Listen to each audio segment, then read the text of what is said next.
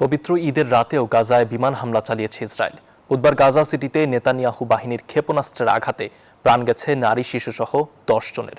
বিশ্বে মানবাধিকার লঙ্ঘনের এমন নজির অন্য কোথাও আছে কিনা এমন প্রশ্ন যুদ্ধ বিধ্বস্ত ফিলিস্তিনিদের। আছড়ে পড়ছে ক্ষেপণাস্ত্র, মাটিতে মিশিয়ে দিচ্ছে বহুতল ভবন। ঈদ উল আজহার রাতে গাজায় চালানো ইসরায়েলি হামলার দৃশ্য এটি।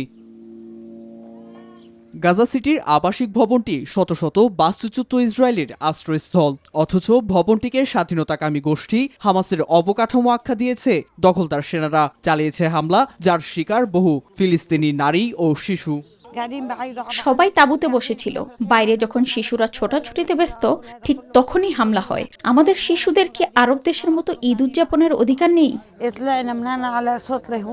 ওদের স্বপ্ন পূরণে পাশে থাকতে পেরে আমরা গর্বিত।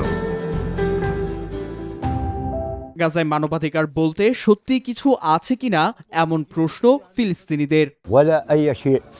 শিশু ও নারীদের আর্তনাদে যুদ্ধবিরতি বা সমঝোতা অনুভব করিনি। সমগ্র বিশ্বকে যারা শান্তির দাবি করে তাদের বলছি, মানবাধিকার কোথায়? 2025 সালের অক্টোবরে হামাস তেল আবিব যুদ্ধবিরতিতে সম্মত হলেও চলছে জোরদার হামলা। এমনকি উপত্যকার বেশ অর্ধেক এলাকাও এখন নেতানিয়াহু বাহিনীর নিয়ন্ত্রণে। নীরব দাস, নিউজ 24।